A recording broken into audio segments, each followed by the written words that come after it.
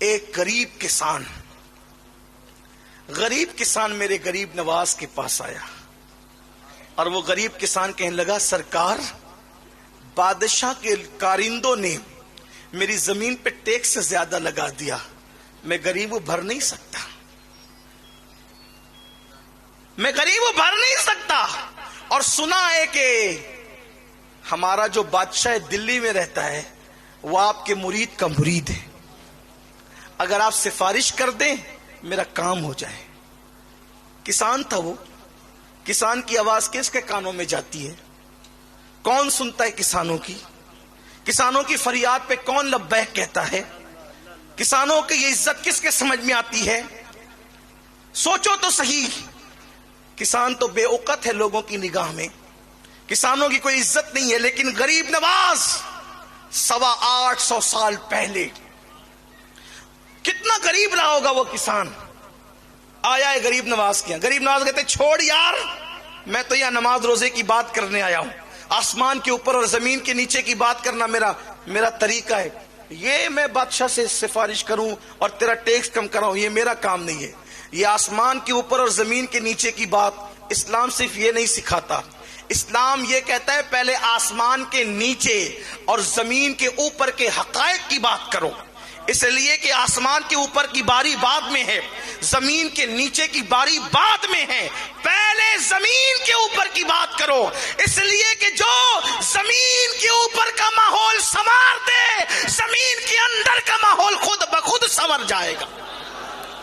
پہلے اوپر سنوارو، قرآن نے بھی کہا ربنا آتنا فی الدنیا، اسلام پہلے دنیا کی بات کرتا ہے، نہیں ہم اللہ والے لوگ ہیں، ہم تو کسی کی سفارش بھی نہیں کر سکتے، تو یہ اللہ والے ایسے نہیں ہوتے، اللہ والے ایسے نہیں ہوتے، اللہ والے ایسے ہوتے ہیں جن کا ذکر ہو رہا ہے، جن پر اللہ کا رنگ چڑھتا ہے۔ کسان آ رہا ہے غریب نواز کے پاس، میں سوچتا ہوں آج آپ میری بات سن کر آپ بھی سوچیں گے کہ غریب نواز آج اگر زمین کے اندر کی بجائے زمین کے اوپر ہوتے اور شاید ماحول کچھ اور ہوتا، ماحول کچھ اور ہوتا۔ خواجہ کا ہندوستان ہے یہ، ہندوستان کے راجہ غریب نواز، روحانیت کا تاجدار، دلوں پہ حکومت کرنے والا۔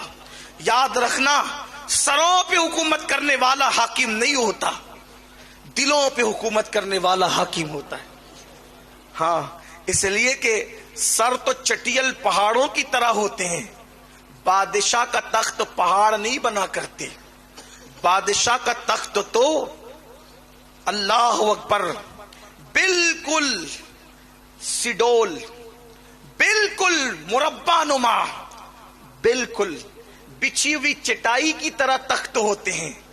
قدرت نے دل کے فرش کو مثل تخت بنا کر بتایا ہے، اس کے لیے بھی کچھ حاکم ہوں گے، اور وہ کون ہے جو اپنے اخلاق سے، اپنے کردار سے، اپنی محبتوں سے، اپنی الفت سے، اپنی خوبصورت گفتگو سے، اپنے خوبصورت لب و لہجے سے جو دلوں پہ حکومت کرے، وہ اصل حاکم ہے۔ سروں پہ حکومت کرنے والا، سر تو کوئی بھی جھکاتا ہے، ڈنڈوں سے بھی سر جھک جاتا ہے، سر جھکانا اہم نہیں ہے، دل جھکانا اہم، اور اسلام سر بعد میں جھکانے کی بات کرتا ہے، اسلام پہلے دل جھکانے کی بات کرتا ہے، اس لیے کہ سر تو تلواروں سے بھی جھک جاتے ہیں لیکن دل صرف اخلاق سے جھکا کرتے ہیں، دل صرف کردار سے جھکا کرتے ہیں۔ کسان آ کر غریب نواز سے کہتا ہے حضور کوئی سفارش کر دیجیے، غریب نواز فرماتے ہیں میں خود تیرے ساتھ دلی تک چلوں گا۔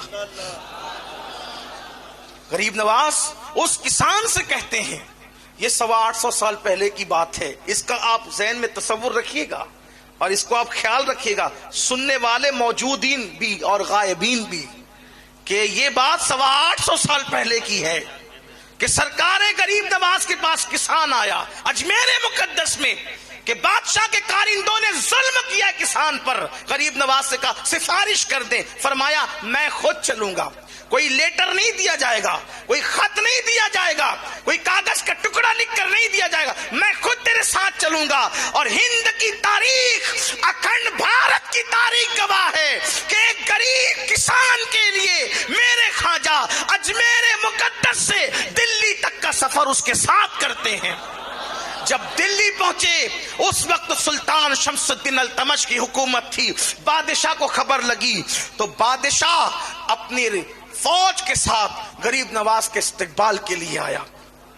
سرکار قطب الدین بختیار کاکی جو پیر و مرشد تھے بادشاہ کے, وہ بھی ساتھ تشریف لائے, اور آنے کے بعد دونوں نے قدم پکڑ لیے. سرکار آپ بغیر اطلاع کے آ گئے؟ اطلاع تو دی ہوتی, اطلاع دی ہوتی تو انتظام کیا جاتا آپ کے شایان شان. فرمایا میرا کام تھا اس لیے آ گیا. جب کام اپنا ہوتا ہے تو اسی طرح آیا جاتا ہے, اطلاعیں نہیں کی جاتی. حضور آپ کا کیا کام؟ آپ نے ہمیں نوازا, آپ نے ہمیں عطا کیا. جو سب رانائیاں ہیں, جو سب عیش و عشرت ہے, سب آپ کی دعاؤں کی برکت ہے. حکومت آپ کی دعاؤں کی برکت, سلطنت آپ کی دعاؤں کی برکت, ناز و نم آپ کی دعاؤں کی برکت, سب تو آپ کی دعاؤں کی برکت سے ہے.